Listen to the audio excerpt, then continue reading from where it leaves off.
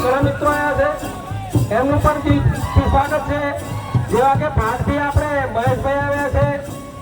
હાલોલ તાલુકામાં વિરોધ નેતા અમારો મહેશભાઈ બી આવ્યો બદલ એમને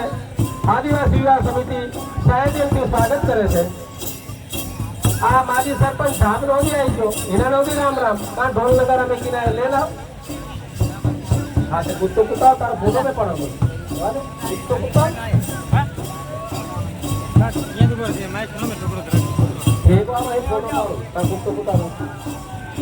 આપણી વચ્ચે